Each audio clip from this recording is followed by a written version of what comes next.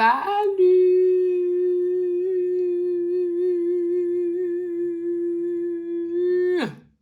Ça commence.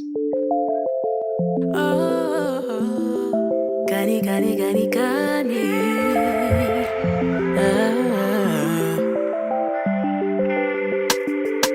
T'es mon sang, le sang de la veine, mon copilote des galères, des bons moments. Plus d'un son pour te témoigner mon amour. Alors déjà, j'espère que tout le monde va bien. Merci encore pour tous les partages, merci pour les commentaires, merci pour les j'aime, merci pour les abonnements comme d'habitude. Comme on est sur une partie 3, une dernière partie 3, on essaie de rien oublier, de donner tous les croustilles pour clôturer cette histoire une bonne fois pour toutes. Merci de vous mettre à la page avant même de continuer cette vidéo. Nous sommes d'accord. Je continue, pour ceux qui ont suivi dans la partie 2, que le 13 mars, le jour de mon anniversaire, il y avait un procès. Et dans ce procès, en fait, elle espérait qu'elle se fasse à tout prix expulser. Elle ne payait pas de loyer, donc en fait, il s'agissait de se faire expulser, tout simplement. Une fois le procès passé, on attendait donc le résultat avec impatience. Et la propriétaire a fini par avoir la délibération. Et donc, du coup, m'appelle tout de suite. Ouais, Steph, je suis dégoûtée, ils ne l'ont pas dégagé, ils ne l'ont pas expulsé, ils ont donné encore des délais. J'ai dit, bon, bah, c'est pas grave, tant pis. En gros, advienne que pourra, en fait, on va faire en sorte de vivre au jour le jour. Si je dois être expulsée, je serai expulsée, on va voir. En fait, moi, je me disais juste, il faut pas que je signe ces papiers, il faut que je trouve une solution. Donc, peu importe ce qu'on va faire, on trouvera la solution. Par contre, ils ont stipulé qu'elle devait payer son loyer avant le 15 du mois sans faute. Si elle ne paye pas, elle est expulsée. Donc nous, on s'est dit quoi? On va pas payer le loyer. Donc ça, c'était au mois de mars. Au mois d'avril, je la fais galérer, je fais semblant que je pars en vacances, que je suis pas là, je lui sors plein d'excuses jusqu'au 15 et elle finit par elle-même payer le loyer avant le 15. Donc mois d'avril, loupé. Le mois de mai, on se dit pareil, on va faire semblant de trouver une solution, etc. Faut pas payer le loyer. Donc moi, je paye pas le loyer. Elle m'appelle. Je vais pas lui dire que je repars en vacances ou quoi. Donc je fais semblant de lui dire oui, t'inquiète, c'est géré, etc. Elle me dit non, c'est pas géré. Mois de mai, elle repaye le loyer. Je me dis purée, encore un mois de plus. Donc du coup, la propriétaire, elle la relance. Alors le loyer, etc. Donc moi, elle me relance derrière. Mais t'as pas payé le loyer. La propriétaire, elle m'envoie des lettres de relance parce qu'elle est obligée d'envoyer des lettres de relance pour avoir preuve que le loyer n'était pas payé en temps et en heure. Et en fait, elle m'harcelait. Mais je comprends pas, t'as pas payé le loyer, oublie pas, normalement c'est le premier, qu'est-ce que tu fais? Donc moi je faisais semblant de dire, oui mais là c'est mon comptable qui doit gérer parce que moi je peux pas gérer tout en même temps. Donc je le rappelle, mais tu sais très bien qu'il répond pas. N'oubliez pas, les comptables ne répondent jamais. Il répond jamais, je l'harcèle, etc. Donc des mensonges sur des mensonges. On arrive au 15. Donc elle reçoit la lettre de la propriétaire. Maintenant, la loi, forcément il y a toujours des petits astérix. Et en fait, la loi dit que au-delà du 15, elle a 15 jours pour payer. Donc du coup, elle doit normalement avec la sanction payer le 15. Mais comme il y a le délai avec le petit astérisque qui fait qu'elle peut payer le 15, elle avait jusqu'au 30 juin. Donc nous, on recherche encore une galère. Oui, on galère encore. Oui, c'est bon, j'ai eu mon comptable, mais il m'a dit qu'il fallait qu'il fasse une transaction. Je lui disais, mais là, il est en déplacement. C'était des tas de mensonges. J'étais pas bien, j'étais au bout de ma vie. Mais je trouvais des disquettes. Jusqu'à ce que, en fait, on arrive à l'échéance à chaque fois. Donc le 15, elle avait 15 jours.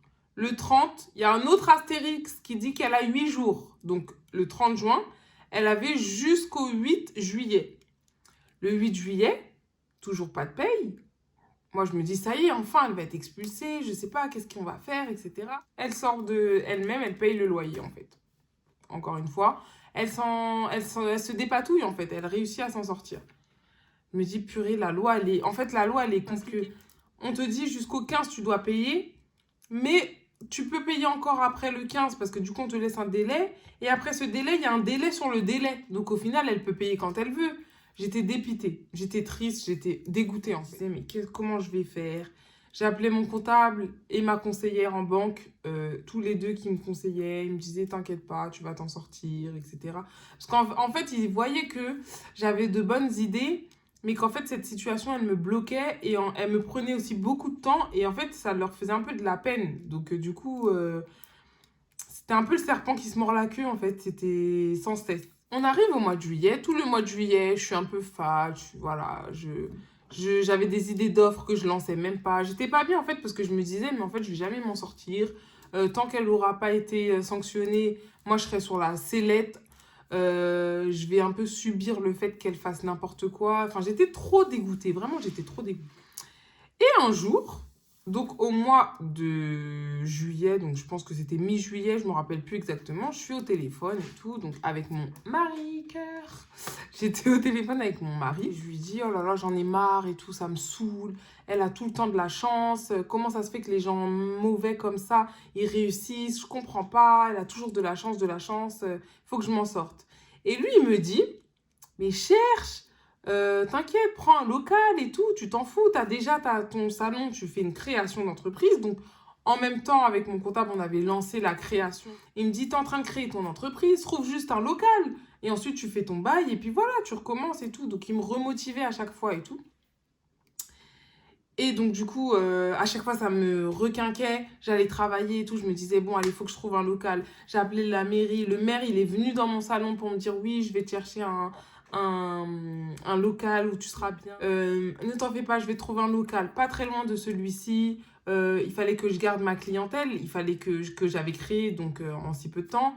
Il fallait que je me développe. Il fallait que je sois crédible, en fait. On ne peut pas faire autant de communication et tout arrêter à cause de magouilles de personnes, en fait. Donc, du coup, il m'avait dit, ne t'en fais pas. Je lui avais expliqué le tout, etc. Un jour, pareil, je ressors encore devant le salon. Je suis au téléphone avec mon mari. Et puis, il me dit, mais t'as vu à côté, là, il y avait un local en vente, là, ou en location, je sais plus, j'avais vu un panneau et tout. Regarde. Et je suis au téléphone et je vois la pancarte du local en question. Je dis, ouais, bah, je vais appeler, mais bon, vas-y, le truc, il est par terre, il y a des toiles d'araignée, ça se voit qu'il n'y a personne qui s'intéresse à ça, donc ça doit pas être terrible. Il me dit, appelle, on sait jamais. J'appelle d'abord le local qui est juste collé au salon de la folle. Pas de réponse, personne ne me calcule, enfin bref, j'appelle sans cesse, il n'y a jamais personne, enfin bref. Donc du coup, j'appelle l'autre local, celui des deux qui me plaisait le moins physiquement. J'appelle, je tombe sur un monsieur adorable, mais quand je vous dis adorable, trop gentil. Mais oui, bien sûr, bah écoutez, j'arrive tout à l'heure, si vous voulez, je vous fais visiter, etc. Je visite le salon dans un piteux état. Ça faisait 8 ans qu'il était fermé, donc je vous laisse imaginer. Mais si on se projette, il y a un potentiel.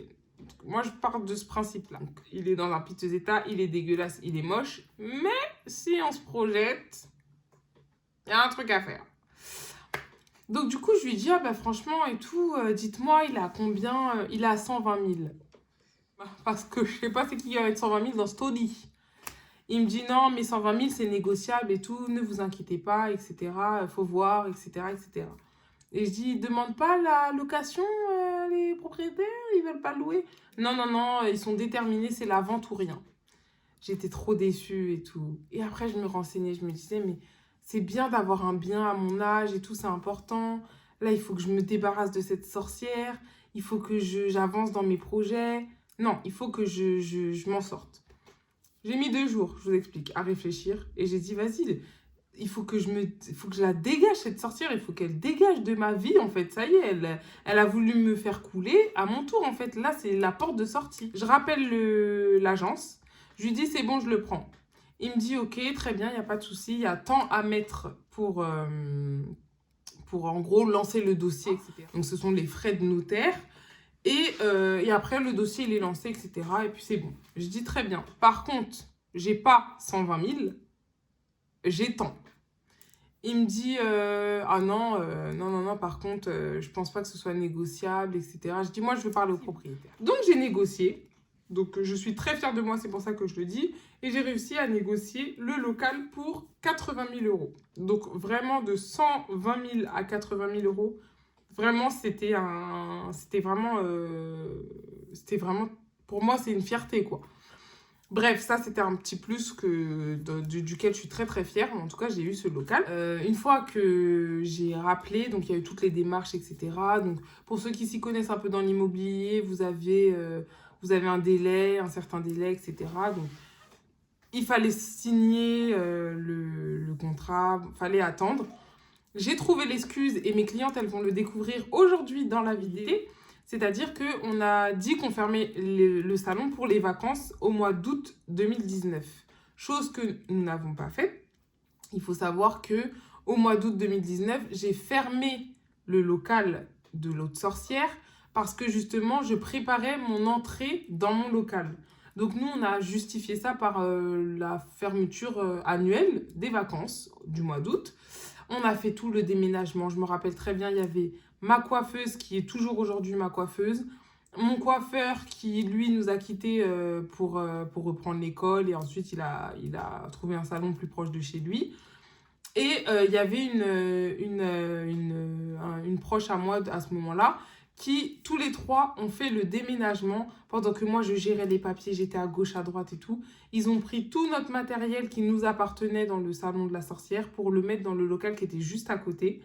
On a fait tout ça en une journée. Je vous explique. J'ai demandé à ma conseillère en banque de me faire une assurance. Pour ceux qui s'y connaissent, encore une fois, dans l'immobilier, c'est des choses qui sont très importantes.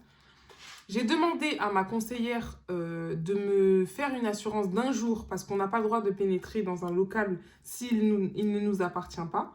Et comme je n'avais pas encore signé l'acte de vente, en fait, eh ben, il fallait que j'ai une assurance qui me permettait de rentrer dans ce local. Même si c'est pour déposer, juste pour déposer, mais il fallait une assurance. Ma conseillère qui est top, mais vraiment elle est topissime, elle m'a fait une assurance d'1 jour, de 24 heures.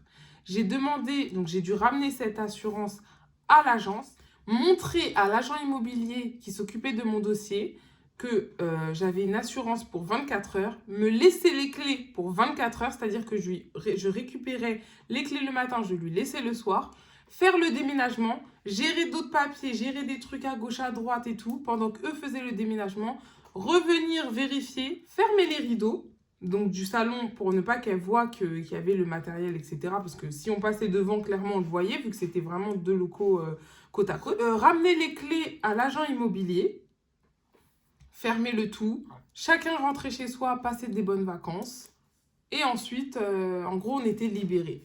Je vous explique, c'est la meilleure partie de ma story time, vraiment, parce que c'est la partie où, vous voyez, les plaques, c'est comme si j'avais les plaques et que d'un coup, elles sont tombées. Quand j'ai donné les clés du salon à l'agent immobilier, que le déménagement était fait grâce à ces 3 personnes, que j'avais plus aucun lien avec le salon de cette sorcière, je me suis sentie tellement libérée. Mais j'ai même pas les mots en fait. Même la propriétaire, je ne lui avais même pas encore expliqué parce que j'ai fait ça dans la précipitation en fait. Ce qui s'est passé, c'est que le matin même, elle me dit oui, t'as vu avec ta banquière et tout, et ton comptable, parce que là, la session, les papiers, ça met du temps quand même, là, ils abusent. Et je lui dis, ah bah tiens, ça tombe bien, j'ai rendez-vous avec eux à 14 h, je fais mes rendez-vous, etc. Et je te fais un compte-rendu. Moi, dans ma tête, je savais comment ça se passait. C'était le déménagement, c'était la remise des clés, l'assurance, blablabli, les papiers, etc. Quand tout ça s'est fait, donc il devait être, je crois qu'il était 18-19 h, un truc comme ça, tout le monde rentre chez soi, comme je vous dis. Et moi, ce que je fais à ce moment-là, c'est que je vais au restaurant avec une proche à ce moment-là. On est au restaurant et qui connaissait la sorcière, donc la responsable de l'autre salon. Et donc, du coup, elle m'envoie un message pour me dire, alors, en gros, comment ça s'est passé tes rendez-vous? Je dis, écoute, j'ai discuté avec ma conseillère en banque et figure-toi qu'elle me dit que ça sent mauvais. Mon comptable me dit pareil, donc je ne veux plus de ton salon. Point. Juste comme ça. Elle m'appelle, je raccroche, elle m'appelle, je raccroche. Pendant un bon moment. Je lui dis, écoute, je ne me sens pas bien, j'ai pas envie d'en discuter avec toi. Je viendrai à ton salon dimanche et on en discutera à ce moment-là. Elle m'envoie un message où elle me dit, je savais que tu allais me planter. J'espère juste que tu vas être honnête et me rembourser tous les sous que tu me dois. Alors ça m'a bien fait rire. Et je me suis dit, à quel moment, moi, je dois des sous à quelqu'un? À quel moment, en sachant que la situation, je me sentais bien dans une situation qui était inversée. Ce que j'ai fait, c'est que je lui dis, écoute, je suis malade, je n'ai pas envie de te parler. Alors que j'étais au restaurant en train de déguster mon plat, etc. Mais j'ai fait genre, je suis malade, j'ai pas envie de te parler, donc laisse-moi tranquille. Et elle appelle la personne avec qui j'étais, qu'elle connaissait. Et je l'entends, donc elle met le haut-parleur, et je l'entends qui lui dit, il faut que tu appelles Steph, parce que vraiment là, elle fait n'importe quoi. Elle a un salon rempli de dettes. Elle en a fait plein, elle a fait n'importe quoi. Elle a mis plein de dettes sur le salon, elle a des problèmes avec tout le monde et elle veut me remettre ce salon plein de dettes, elle veut me mettre dans la merde, il faut que tu lui parles. Et ma copine, à ce moment-là, elle lui dit, bah écoute, je vais essayer de lui parler. Mais par contre, Steph, la connaissant, pour lui faire changer d'avis, ça va être chaud. Ça va être très très chaud. Donc ce que je peux te conseiller, en gros, c'est de voir avec elle, mais je te promets rien. Et si tu veux, bah, je te la ramène demain au salon. Raisonne là, parce que là, c'est pas possible. Elle me fait un truc de ouf, je peux pas, j'ai un fils. Son fils, il avait à ce moment-là 22 ans, je vous explique, un grand dadais. J'ai un fils à nourrir, je peux pas le laisser en galère. On finit de manger, etc. Donc moi, j'étais soulagée, j'étais légère. Je me dis, ça y est, elle est plus dans ma tête, elle est plus... Enfin, je suis libre, quoi. Il manquait la signature qui était 3 jours après, même pas. Je suis libre, en fait. Elle m'envoie un message, elle me dit, je ne veux plus rien entendre de toi. J'ai compris la personne méchante que tu étais, la personne mauvaise que tu étais. Je vais me débrouiller avec mes dettes que tu m'as laissées. Tu me laisses en galère, tu penses pas à mon fils. Et dans ma tête, je me dis, mais elle est complètement... Ah, il y a quoi qu'elle a pas compris, en fait. C'est toi qui me mets dans la galère, mais je comprends pas. Donc du coup, en fait, dans ma tête, je me disais, mais c'est vraiment, elle inverse les rôles. Et s'ensuit après les appels, les menaces. Alors je vous explique, elle a un chien de garde, un pitbull. C'est une fille, hein. Je vous explique, c'est une fille, hein. Mais elle est colossale. Elle est musclée. Pas musclée de muscles, hein. Musclée de graisse, partout. Elle est big, elle est digba. En fait, elle se prend pour un titan. Physiquement, c'est un titan, que nous soyons bien d'accord sur ça. Par contre, elle est complètement ridicule, en fait. Elle a pas de... On peut pas discuter avec elle, elle aboie, puisque c'est un dog. Elle est brutale dans sa façon d'agir, dans sa façon de parler, même dans sa façon de penser. C'est super grave. Et en fait, du coup, la folle envoie son chien. Donc elle appelait.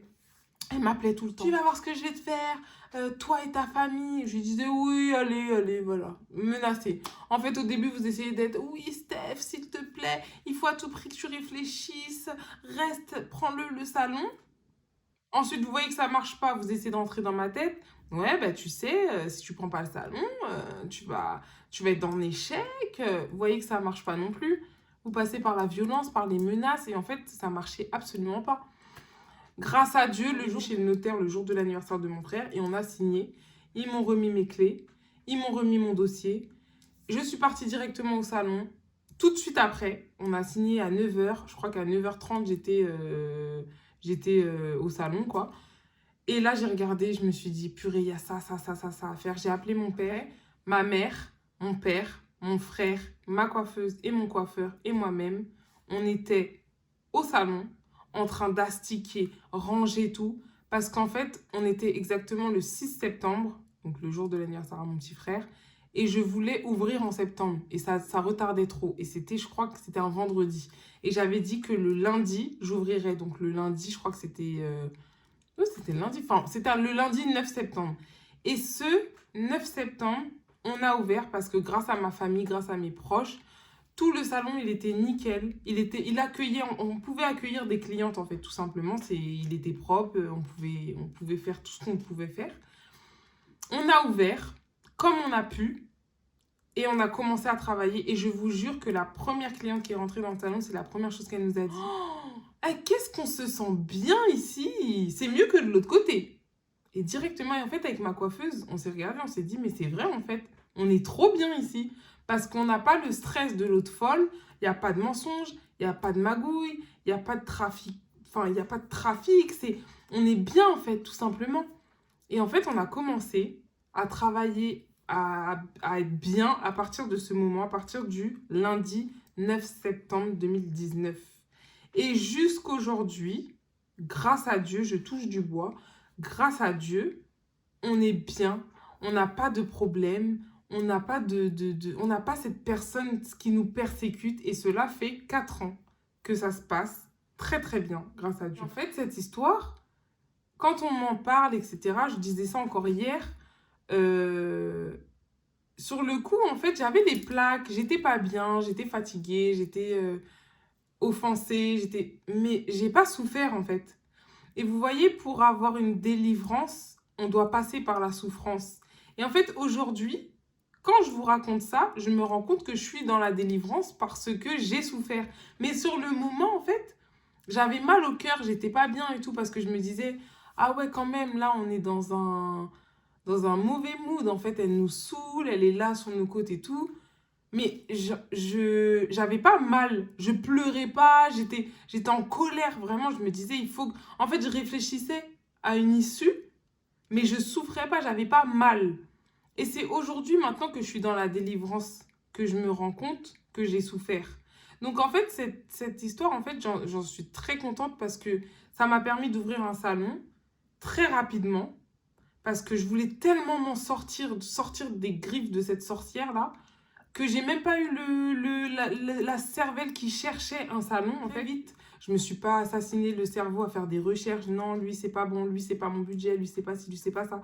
Grâce à Dieu, le prix, il a été presque divisé par 2. Les travaux, j'ai pas eu grand-chose à faire. En 3 jours, c'était réglé. J'ai eu que de la chance. Et tout ça, ça s'est passé super vite. Et vraiment, un développement petit à petit. Là encore, on est encore dans les travaux, on est encore dans le développement, parce que tout n'est vraiment pas fini, ça met du temps, et après ça demande aussi beaucoup d'argent.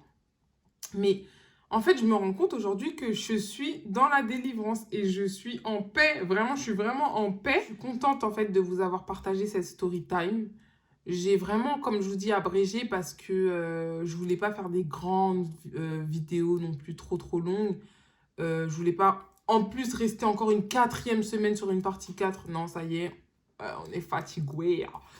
Donc du coup, je voulais vraiment abréger. J'ai reçu plein de messages sur Insta, j'ai reçu plein de messages en privé où on me pose des questions et tout, ça fait trop plaisir. Franchement, je réponds à tout le monde parce que là, j'abrège, je compresse un peu pour éviter de vous gaspiller, entre guillemets, avec cette vidéo. Mais je réponds à toutes les questions.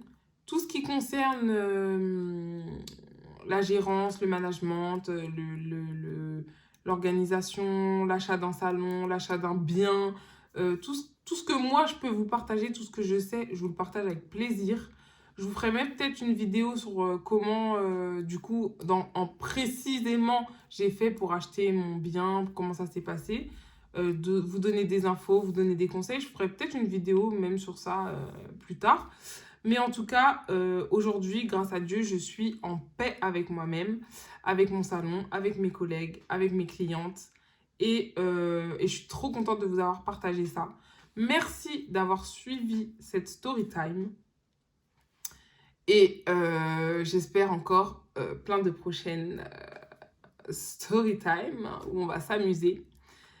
N'oubliez pas surtout de vous abonner à ma chaîne parce que c'est comme ça que vous donnez la force. En activant la cloche des notifications, vous verrez que tous les dimanches, je poste une vidéo, toujours en rapport avec la coiffure, en rapport avec moi-même surtout. Et n'oubliez pas de partager, d'aimer si ça vous a plu. Et si vous avez quelconque question, vous avez les commentaires. Bye.